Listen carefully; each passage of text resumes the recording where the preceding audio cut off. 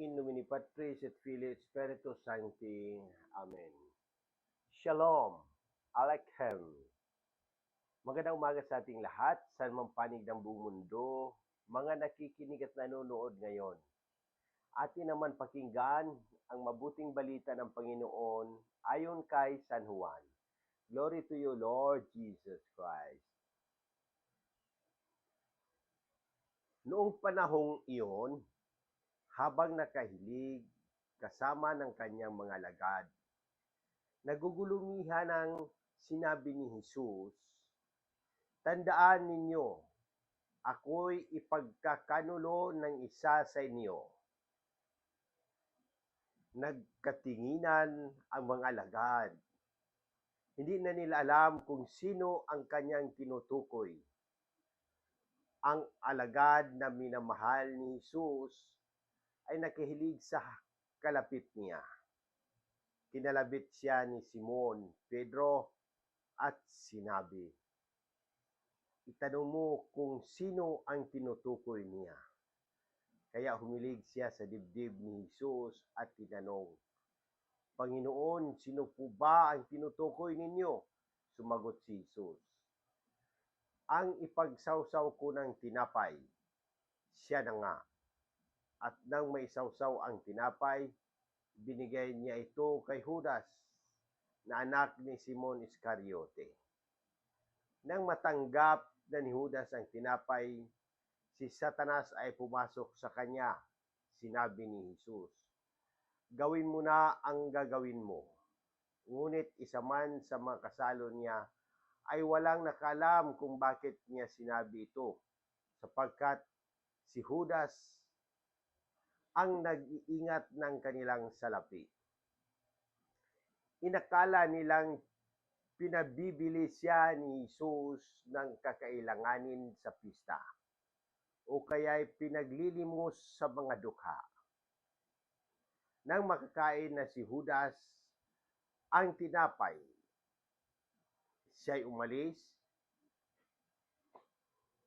Gabi na noon, pagkaalis ni Judas ay sinabi ni Jesus, "Ngayoy mahahayag na ang karangalan ng Anak ng Tao, at mahahayag din ang karangalan ng Diyos sa pamamagitan niya. At kung mahayag na ang karangalan ng Diyos, ang Diyos naman ang maghahayag ng karangalan ng Anak. At gagawin niya ito agad. Mga anak, kaunting panahon na lamang ninyo akong makakasama. Hahanapin ninyo ako, ngunit sinasabi ko sa inyo ngayon, ang sinabi ko sa mga Hudyo, hindi kayo makapupunta sa paroroonan ko." "Saan po kayo pupunta, Panginoon?" tanong ni Simon Pedro. Sumagot si Jesus, "Sa paroroonan ko'y hindi ka makasusunod ngayon, ngunit susunod ka pagkatapos." "Bakit po hindi ako makasunod sa inyo ngayon?" tanong ni Pedro. "Buhay ko may inaalay ko dahil sa inyo." Sumagot si Jesus, "Ialay mo ang iyong buhay dahil sa akin. Tandaan mo, bago tumilaok ang manok, kaitatlo mo akong itatatwa." Ang mabuting balita ng Panginoon. Praise to you, Lord Jesus Christ. Pagnilayan natin bilang mga Romano Katoliko at sa unang pagbasa sa Isaias,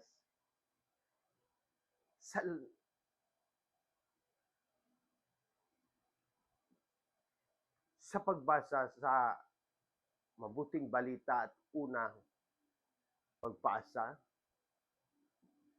bilang mga Romano Katoliko,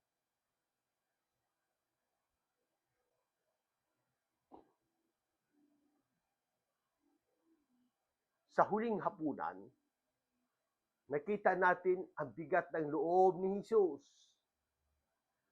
habang isinasapuso ang kataksilang magaganap. Ang pagkanulo ni Judas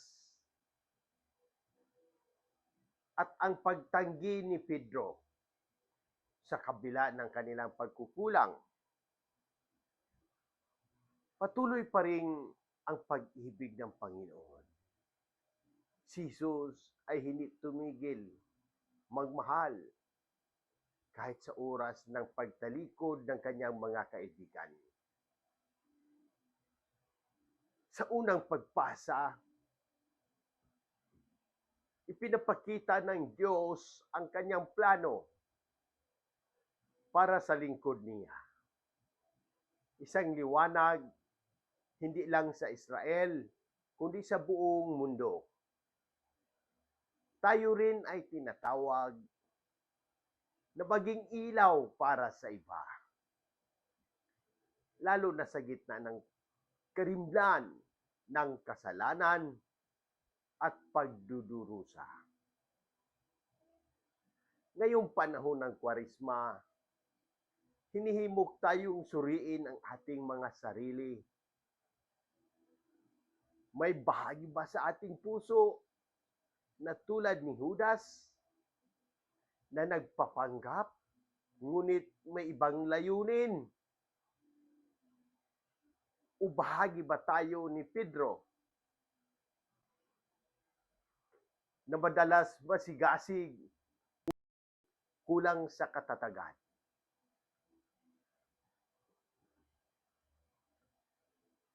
Manalangin tayo.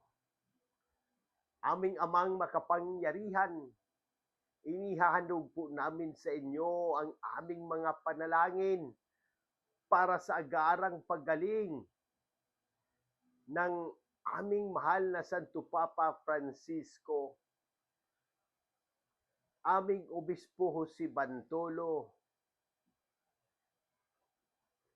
si Padre Vicente Gomez, at si Padre Boy Bautista. Lahat ng may karamdaman sa buong mundo, pagalingin ninyo sila, Panginoon, katawan, isip at kaluluwa. Palakasin ninyo ang kanilang loob at bigyan sila ng kapanatagan ng Espiritu Santo. Gamitin niyo po kaming instrumento ng iyong awa, pagmamahal at kagalingan. Ina ng kagalingan ng mga may sakit, ipanalangin mo kami. San Jose, patron ng simbahan, ipanalangin mo kami. Amen. Ang halimbawa ng mga pagbabago ngayong Kwaresma, pagtutok sa panalangin, pag-aayuno at paglilimos. Marami sa mga parokya ang nagdagdag ng mga oras para sa adorasyon, bisita iglesia, at dasal ng Via Crucis. Pagsisisi at pagkakasundo sa sakramento ng kumpisal. Mas dumarami ang mga nagsisisi at may mga community confession na isinasagawa. Mas aktibong pagtulong sa kapwa. Maraming outreach activities at pagbibigay ng pagkain sa mahihirap at may sakit. Ang pagbabawas sa social media o ibang distraction.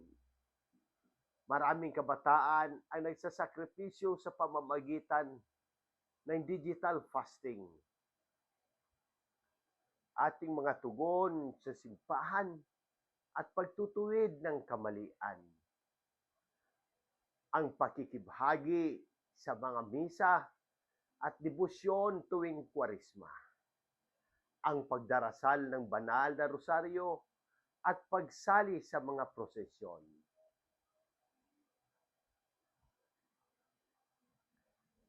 ang pagpaabot ng tulong sa mga nangangailangan, lalo na sa mga sakuna.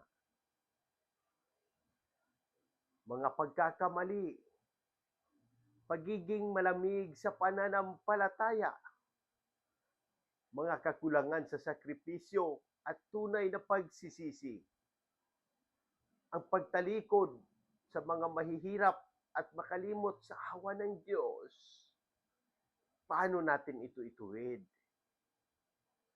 Ang pagbalik loob sa Diyos sa pamamagitan ng taimtim na kumpisal, mas malalim na pag-unawa sa mga aral ng simbahan, ang pagtuturo sa mga anak at pamilya ng kahalagahan ng pananampalataya, ang pagpapatawad sa kapwa at paghingi rin ng tawad. Ang ating mga referensya ay nagmula sa Catechism of the Catholic Church, lalo na ang bahagi tungkol sa sakramento ng pakikipagkasundo sa Catechism of the Catholic Church 1422 to 1498. Gaudete et Exsultate. Apostolic Exhortation ni Pope Francis tungkol sa kabanalan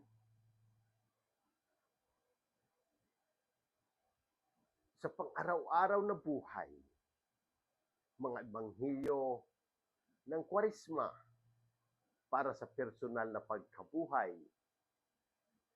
yukat at kompendium ng katekismo para sa simpleng paliwanag ng mga turo ng simbahan. Sa muli, hinikayat ko ang lahat, Katoliko man o hindi, na magtanong at pagnilayan ang mensahe ng Ebanghilyong ito. Kung may mga katanungan kayo tungkol sa pananampalataya at ng ating simbahan o anumang aspeto ng ating buhay, bukas ang aking puso na sagutin ang mga ito. Sama-sama natin pagnilayan na palagahan ang habag at pag-ibig ng Diyos na ipinapahayag ni Jesus sa Ebanghilyong ito. Sa pamagitan ng ating gawain at mga salita, naway maging daluyan tayo ng habag at pagmamahal ng Diyos sa lahat ng tao. Amen. In nomine Patris et Filii et Spiritus Sancti. Amen. God bless!